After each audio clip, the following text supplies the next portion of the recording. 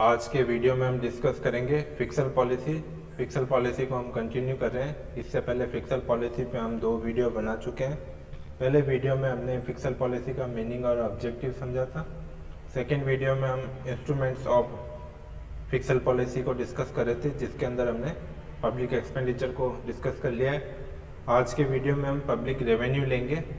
तो रेवेन्यू के क्या क्या सोर्सेज है उसको हम डिस्कस करेंगे।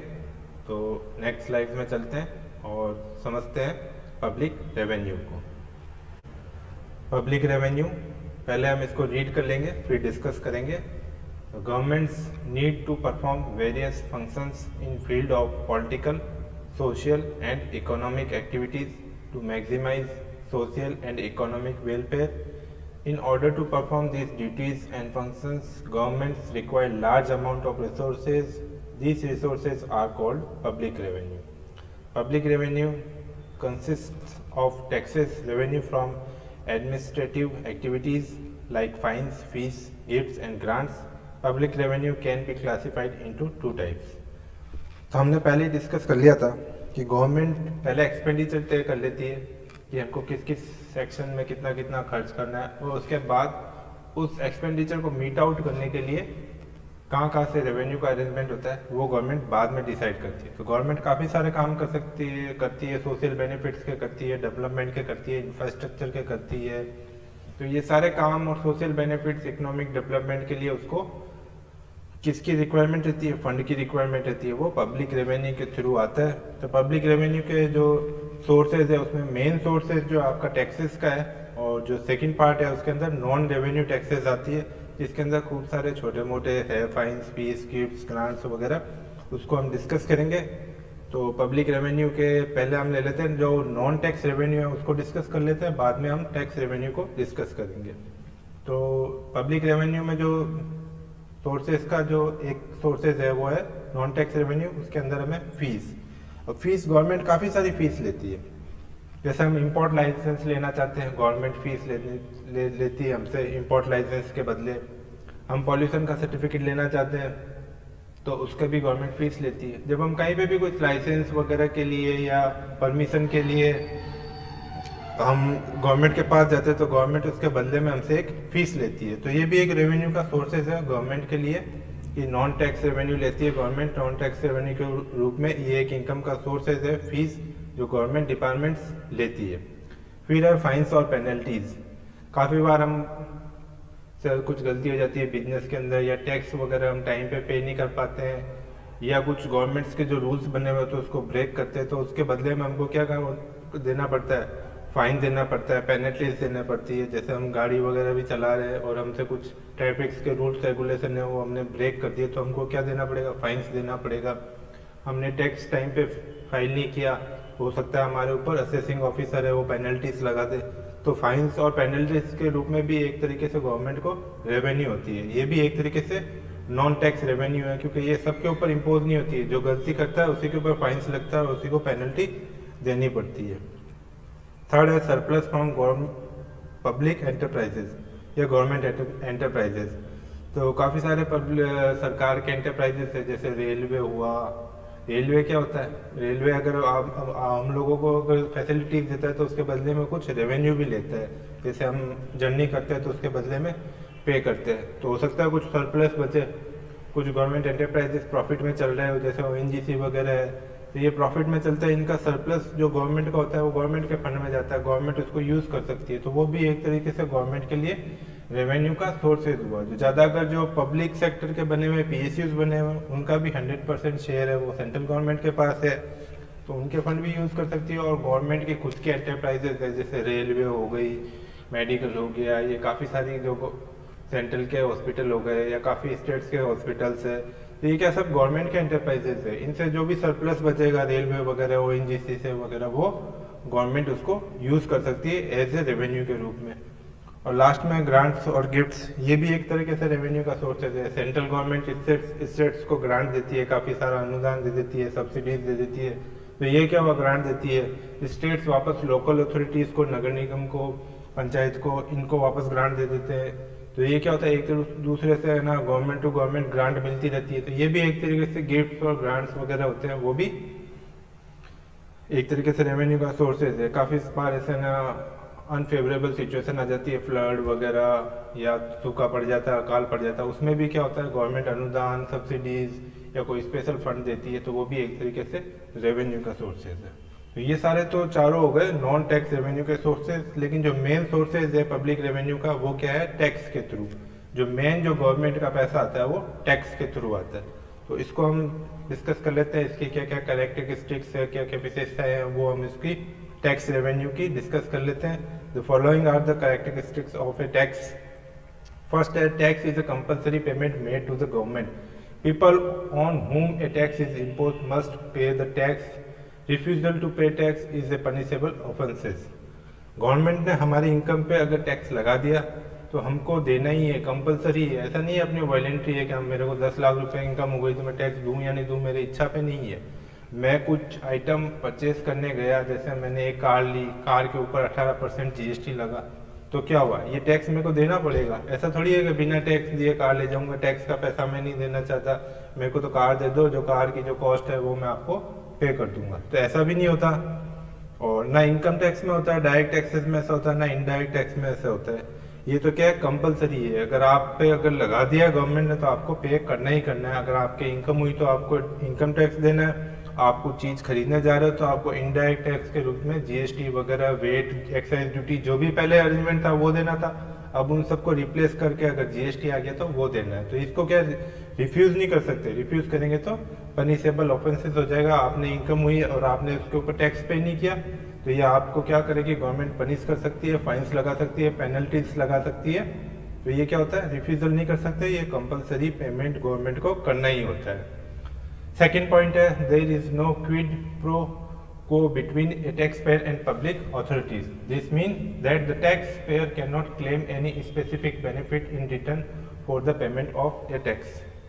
गवर्नमेंट ने टैक्स ले लिया हमसे, लेकिन हम उसके बदले में कुछ मांग नहीं सकते गवर्नमेंट के कि हमने ज़्यादा टैक्स दिया, अंबानी ने सबसे ज़्यादा टैक्स दिया, तो वो ऐसे नहीं जाके कह सकता कि मेरा सबसे ज़्यादा टैक्स का पार्ट है तो मेरे ऊपर ज़्यादा खर्च करो। गवर्नमेंट क्या करती है, अमीर लोगों से ज़्यादा टैक्स लेती है और खर्च उसको ज़्यादा कहाँ करती है, सोशल बेनिफिट में करती है। पुअर और वीकर सेक्शन जो समाज की मुख्य धारा से पीछे रह गए उनके ऊपर ज़्यादा खर्च करती है। तो ये ऐसा है कि अपन स्पेशल बेनिफिट नहीं मांग सकते कि हमने टैक्स दिया तो हमारे लिए गवर्नमेंट क्या कर रही है, मैंने ज़्यादा टैक्स दिया, उसने कम दिया, उसको क्यों आप बेनिफिट दे हो। तो ये हम गवर्नमेंट से कुछ मांग नहीं सकते रिटर्न में कि हमारे कोई, हमने इतना टैक्स दिया तो हमारे ऊपर इतना, हमने जीएसटी पेड किया, इतना हमने गुड्स खरीदा तो हमने उसको दुकानदार को दिया और वो आपके खाते में गया, हमारी इनकम के ऊपर हमने इतना टैक्स दिया तो उसके बदले में हम कुछ मांग नहीं सकते। ठीक है, हमने टैक्स दे दिया, अब गवर्नमेंट उस पैसे को कैसे यूज़ करेगी वो गवर्नमेंट के हाथ में है। थर्ड है, every tax involve some sacrifice on part of the tax payer. Sacrifice तो करना ही पड़ता है। जैसे हमारे 10 लाख इनकम हुई और उस पर 1 लाख हमने टैक्स दिया तो हमारे तो सेक्रीफाइस ही बना। हमने अर्न तो 10 लाख रुपए किया लेकिन हमारे पास खर्च करने को 9 लाख रुपए बचा, क्योंकि 1 लाख रुपए एज ए टैक्स चला गया गवर्नमेंट के खाते में। हम उसको खर्च कर रहे हैं इनडायरेक्ट टैक्स के रूप में। तो हमने एक कार ली तो कार की कॉस्ट तो 10 लाख रुपए ही है, लेकिन उसके अंदर हो सकता है 18% कॉस्ट के अंदर जीएसटी भी इंक्लूड हो। तो गवर्नमेंट ने जीएसटी इम्पोज कर रखी है 18%, तो हम तो क्या करेंगे, पूरा टैक्स कॉस्ट प्लस टैक्स देंगे। वो हमारे को क्या होगा, सेक्रीफाइस ही हुआ। हम कुछ कम पैसे में उस कार को ला सकते थे लेकिन हमको टैक्स दिया तो हमको टैक्स के रूप में सेक्रीफाइस तो होगा ही होगा। लास्ट और फोर्थ है, tax is not levies as a fine और पेनल्टी फॉर ब्रेकिंग लॉ। तो ये कोई लॉ ब्रेक कर रहे हैं इसलिए हमको टैक्स नहीं देना पड़ता है, वो तो लॉ ब्रेक करने के लिए तो फाइन और पेनल्टीज है। ये तो कंपलसरी है, अगर गवर्नमेंट ने आप पे इम्पोज कर दिया, आपने कुछ रूल तोड़ा है या नहीं तोड़ा, आपको टैक्स तो देना ही पड़ेगा। आप 1 रुपए की चॉकलेट खरीदने जाओ, टॉफी खरीदने जाओ या करोड़ों रुपए के कुछ आइटम खरीदने जाओगे तो आपको टैक्स तो देना ही पड़ेगा। ये कोई फाइन और पेनल्टी नहीं है आपके, आपने रूल तोड़ा, ये तो कंपलसरी पेमेंट है जो गवर्नमेंट ने आप पे इम्पोज कर दिया, आपको देना पड़ेगा। तो ये कैरेक्टरिस्टिक्स थी टैक्स की। अब टैक्स भी 2 तरह के होते हैं, डायरेक्ट टैक्स और इनडायरेक्ट टैक्स। ये आपने टैक्स के जो आपके वीडियो बनेंगे उसमें इसको डिटेल में डिस्कस करेंगे कि डायरेक्ट टैक्स क्या होता है, इनडायरेक्ट टैक्स क्या होता है। तो यहाँ पे एक शॉर्ट में मैं बता दे रहा हूँ, डायरेक्ट टैक्स में ये होता है, अगर हमारे ऊपर इम्पोज कर रहा है तो हमको ही उसको पे करने की रिस्पॉन्सिबिलिटी है। मेरे 10 लाख रुपए इनकम हो गई, ये एक तरीके से डायरेक्ट टैक्स है।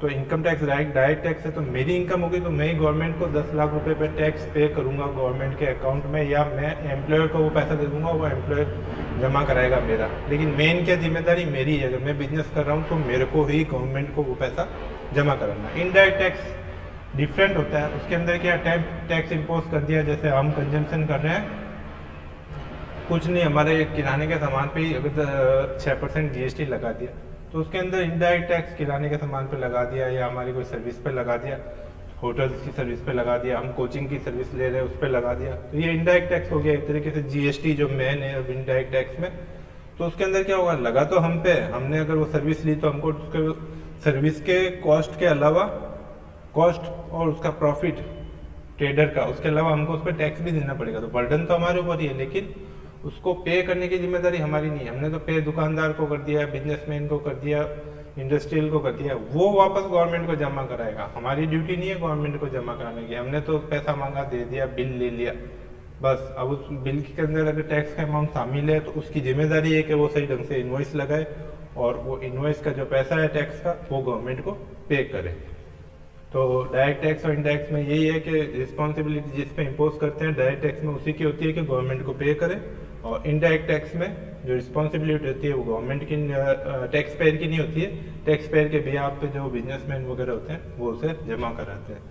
पहले डायरेक्ट टैक्स में देख लेते हैं कौन कौन से टैक्सेस होते हैं। डायरेक्ट टैक्स में income tax, corporate tax, wealth tax, professional tax और कैपिटल गेन टैक्स होता है।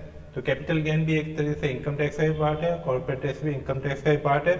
वेल्थ टैक्स को अब गवर्नमेंट ने खत्म कर दिया है, बंद कर दिया है, वापस ले लिया है, वेल्थ टैक्स अब नहीं लगता है। तो मेनली जो डायरेक्ट टैक्स में है वो इनकम टैक्स ही है।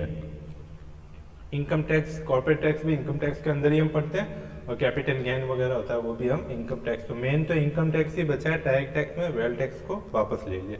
प्रोफेशनल टैक्स है वो भी डायरेक्ट टैक्स है, क्योंकि प्रोफेशनल खुद जो इनकम होते हैं उसके ऊपर कुछ परसेंटेज देते हैं, तो वो भी एक तरीके से डायरेक्ट टैक्स है। तो ये जो सारे डायरेक्ट टैक्स है वो हमने समझ लिए, वेल्थ टैक्स को वापस ले लिया। मैंने तो आपको सिर्फ एक समझाने के लिए इधर लिखा था, वेल्थ टैक्स अभी प्रेजेंट में है नहीं, काफ़ी सालों पहले इसको गवर्नमेंट ने वापस ले लिया। अब क्या मेरिट ऑफ डायरेक्ट टैक्सेस, उसकी क्या है, कुछ क्या फ़ायदा रहता है, तो क्या इकोनॉमिकल है। मेरे को कुछ खाते वाते बनाने नहीं है, मैं सैलरी एम्प्लॉयड हूँ, मेरे को उसको गवर्नमेंट को पे कर देना है, तो क्या इकोनॉमिकल हुआ। अब इसके अंदर तो क्या है कि मैंने टैक्स दिया, फिर बिजनेसमैन को दिया, बिजनेसमैन इनपुट क्रेडिट लेगा, ये लेगा, खाते बनाएगा, ये रिटर्न फाइल करेगा, तो वो क्या थोड़ा ज़्यादा इतना डायरेक्ट टैक्स के कंपेयर में इतना इकोनॉमिकल नहीं रहता। डायरेक्ट टैक्स इकोनॉमिकल रहता है, इजीली एडवांस टैक्स या TDS के रूप में जल्दी रिकवर हो जाता है। सर्टेनिटी फिक्स रहता है, मेरे को पता रहता है मेरी इतनी इनकम है, इतनी इनकम होनी है, मैं सैलरी एम्प्लॉयड हूँ, मेरा प्रॉफिट इतना हुआ है, मैं बिजनेसमैन हूँ, इस पर इतना परसेंट, 10%, 20%, जिस स्लैब में आ रहा हूँ 30% उसके हिसाब से देना है, सही से तो उस पर देना है, एकदम सर्टेनिटी है। इनडायरेक्ट टैक्स में सर्टेनिटी नहीं है। आज मेरे को पता ही नहीं है मैं महीने भर में कितनी शॉपिंग करूंगा, क्या करूंगा, पूरा आइडिया नहीं होता। तो जितनी शॉपिंग करूंगा, किस गुड्स की करूंगा, किस पे 18% GST है, किसी पे 6 है, किसी पे 28 है, तो मेरे को पता ही नहीं है 12% कौन सी कर रहा हूँ, 1%, 2% कंपोजिशन है, तो मेरे को टैक्स की रेट सर्टेनिटी बिल्कुल नहीं रहती है। डायरेक्ट टैक्स में एकदम सर्टेनिटी रहती है, फिक्स रहती है इनकम, और उसके ऊपर फिक्स परसेंटेज वगैरह सब फिक्स है। रिड्यूसिंग इन इक्वलिटीज, ये मैंने बताया था कि गरीब लोगों से कम टैक्स लेते हैं। गरीब लोग अगर किसी की 2 लाख रुपए इनकम है तो उसको तो डायरेक्ट टैक्स तो पे ही नहीं करना है, इनकम टैक्स उसको पे ही नहीं करना है। तो ये क्या इनइक्वलिटीज जो होती है, अमीर अगर उसकी इनकम 10 लाख से ऊपर है तो उसको 40% भी टैक्स देना पड़ेगा। कॉर्पोरेट्स वगैरह जो होते हैं बड़ी होती है बड़ी मछलियाँ होती है तो उनके ऊपर टैक्स बहुत ज़्यादा रेट रहता है, 40% तक है फॉरेन कंपनीज वगैरह पे। तो ये क्या होता है, अमीर से ज़्यादा गरीब से कम, तो ये इनइक्वलिटीज़ को कम करता है। सिविक कॉन्सिनेंस, इसके अंदर क्या होता है, नागरिक चेतना। जब हमने खुद ने टैक्स पे किया, हमको पता है कि नहीं यार हमने 10 लाख रुपए कमाए, 1 लाख रुपए का, तो हम गवर्नमेंट से सवाल करते हैं कि आप उस पैसे का क्या यूज़ ले रहे हो, हमारा टैक्स का पैसा है जो सही ढंग से यूज़ हो रहा है या नहीं हो रहा है। उसमें तो हमको पता ही नहीं चलता है, हम खरीद के लिए आते हैं, 1 रुपये की चॉकलेट लेके आते हैं या 10 रुपये का रिचार्ज भी कराते हैं मोबाइल में, तो टैक्स देते हैं, लेकिन हमको इसकी इतनी नागरिक चेतना नहीं आती है जितनी डायरेक्ट टैक्स के अंदर आती है। फिर ये इक्विटी मतलब समता, न्याय पे जस्टिस के रूप में काम करता है कि अमीर से ज़्यादा टैक्स, गरीब से कम टैक्स। अब इसके कुछ डीमेरिट्स भी है डायरेक्ट टैक्सेस की। वो क्या है डीमेरिट्स ऑफ डायरेक्ट टैक्सेस? पहला है अनपॉपुलर, ये ज़्यादा डायरेक्ट इनडायरेक्ट टैक्स में तो क्या जीएसटी लगा दिया लोगों को, आम आदमी जो जीएसटी पे कर उसको पता ही नहीं है। वो तो जा रहा है 10 रुपये का कुछ भी ले रहा है, या 20 रुपये का, 50 रुपये का, करोड़ों रुपए का आइटम ले रहा है। उसको तो ये है कि 10 लाख रुपए की कार लेके आए तो कार आ गई 10 लाख रुपए गए।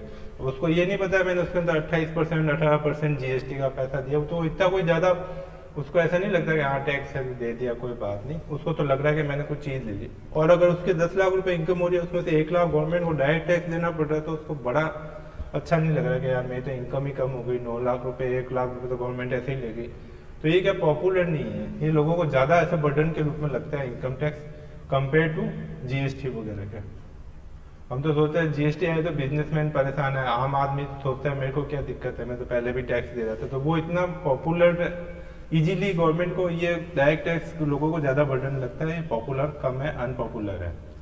B a possibility of tax evasion.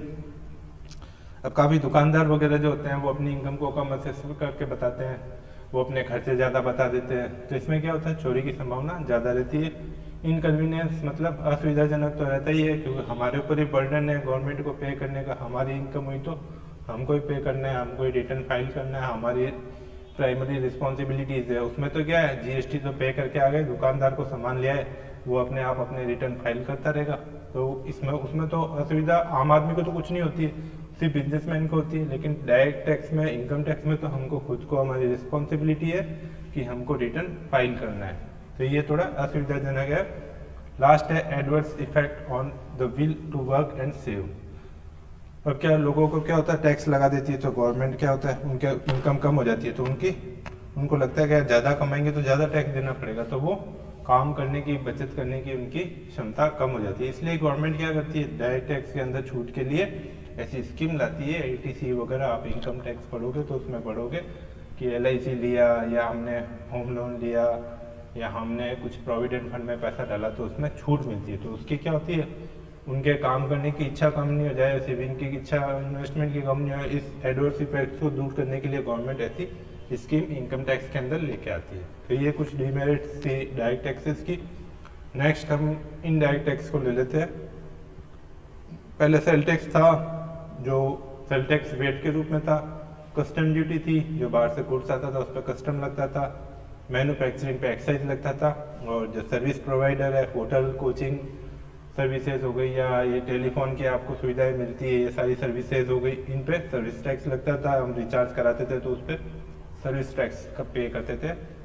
और एंटरटेनमेंट टैक्स था, जैसे ये सिनेमा हॉल वगैरह, मॉल्स में आप पिक्चर देखने जाते हो तो टिकट के अंदर देखना एंटरटेनमेंट टैक्स पहले होता था, अभी तो नहीं होता है। अब तो इन सबको रिप्लेस कर दिया जीएसटी ने। वैसे ही एंट्री टैक्स था, एक स्टेट्स में आते थे, सीएसटी भी लगता था, सेंट्रल का सेल टैक्स एक स्टेट से दूसरे स्टेट्स में जाने के लिए।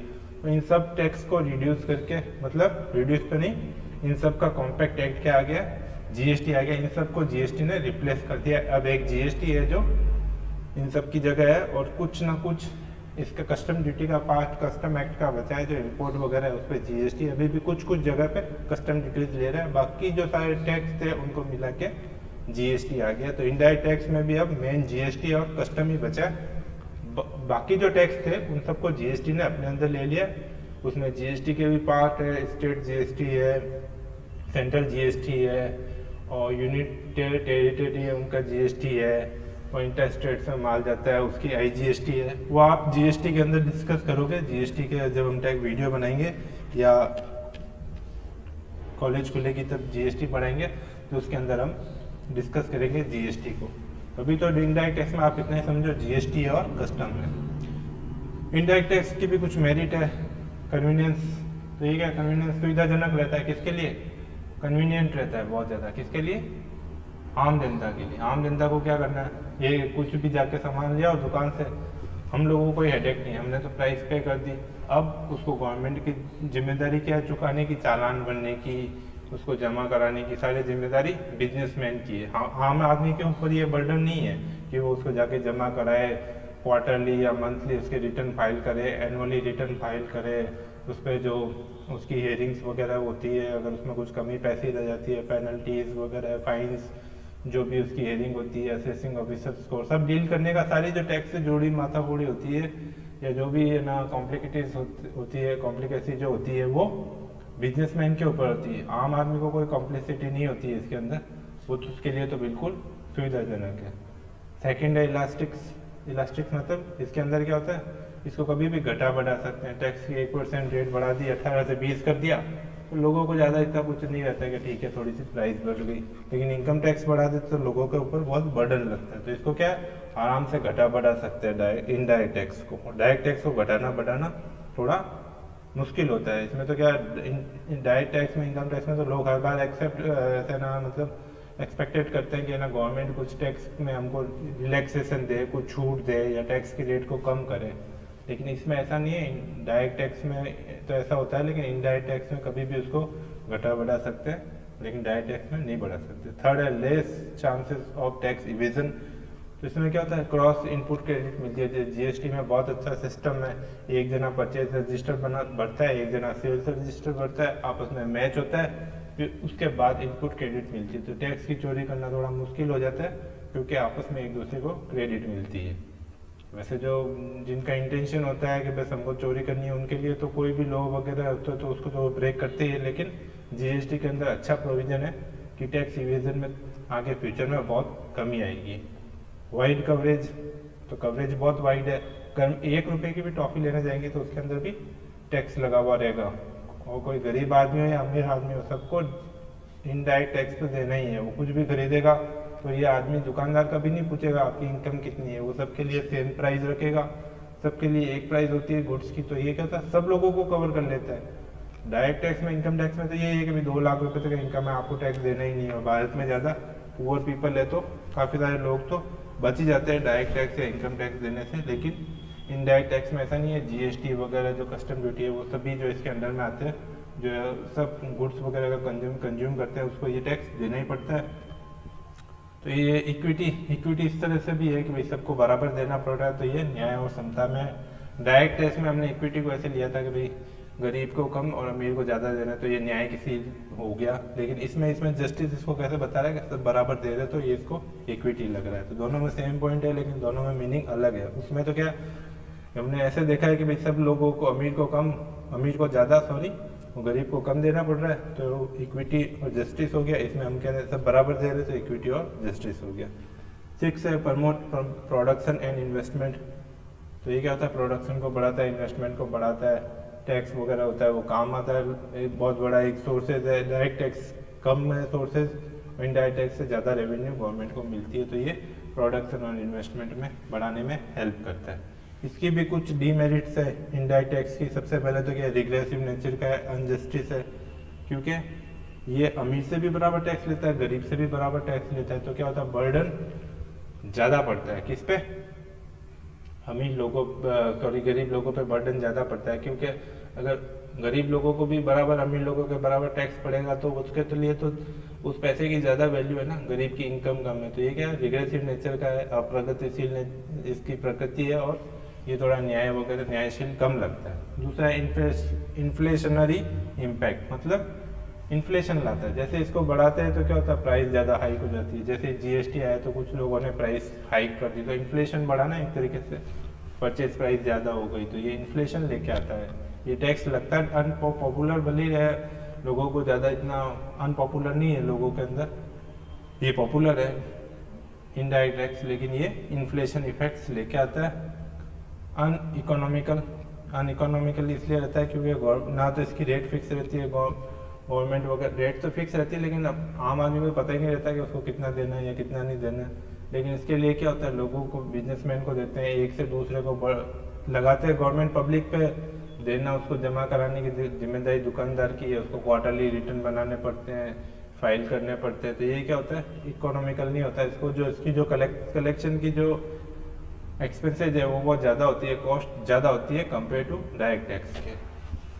फोर्थ है अनसर्टेन, आम आदमी को पता नहीं रहता, सर्टेनिटी तो रहती ही नहीं है बिल्कुल कि हमको कितना देना है। हम जितना कंजम्पशन करेंगे उसके हिसाब से देना है, तो हमको पता भी नहीं होता कंजम्पशन क्या खर्चा आ जाए, क्या आ जाए। अपन तो, हम लोग जहाँ पे भी जाते हैं, मेडिकल, कोई भी हमारे इमरजेंसी भी आ जाती है और हमको कुछ गुड्स खरीदना होता है, तो हमको कुछ सर्टेनिटी नहीं रहती है कि हमारा कंजम्पशन कितना होगा। वो तो अनसर्टेन रहता है कंजम्पशन, हमें भी नहीं पता हम महीने में क्या क्या शॉपिंग करेंगे, क्या हमारे इमरजेंसी आ जाएगी और हमको कुछ गुड्स लेना पड़ेगा। तो ये अनसर्टेनिटी रहती है, उस पर भी टैक्स कितना देंगे हम, कितना नहीं देंगे, हमारा कितना पार्ट हमारी इनकम का जीएसटी के रूप में जाएगा, हमें कभी भी सर्टेनिटी इस बात की नहीं रहती है। लास्ट फिफ्थ है नो सिविक कॉन्शसनेस, मतलब इसमें नागरिक चेतना का भाव नहीं रहता है, लोगों को पता ही नहीं रहता कि मैं कितना टैक्स दे रहा हूँ, तो फिर लोगों के अंदर चेतना नहीं रहती कि हमारे कितना रहा, हमारा पैसा कहाँ यूज जा रहा है। जीएसटी के अंदर पता ही नहीं चलता लोगों ने कि कितना जीएसटी, कोई हिसाब थोड़ी रखता है हम आदमी, हमने कितनी शॉपिंग की उसमें जीएसटी का कितना पार्ट। लेकिन इनकम टैक्स में लोगों को सब पता होता है कि हमने इस साल इतना इनकम टैक्स पे किया। तो ये क्या है, एक तरीके से सिविक्स कॉन्सेंस जो होता है ना, कॉन्शियसनेस, वो नहीं लेके आ पाता, नागरिक चेतना नहीं ला पाता है। जबकि डायरेक्ट टैक्स नागरिक चेतना लेके आता है, लोगों को पता रहता है हमने इतना टैक्स दिया, तो वो क्वेश्चन करते हैं कि हमारा पैसा कहाँ खर्च हो रहा है, हमको पता होना चाहिए। तो इस वीडियो के अंदर हमने पब्लिक रेवेन्यू को समझा है। पब्लिक रेवेन्यू के अंदर हमने इसके इंस्ट्रूमेंट, जो सेकंड इंस्ट्रूमेंट है वो लिया है। अगले वीडियो में हम जो पब्लिक बोरोइंग और डेब्ट्स फिक्सल पॉलिसी का जो नेक्स्ट इंस्ट्रूमेंट है उसके बारे में डिस्कस करेंगे। इस वीडियो में इतना ही। Thank you.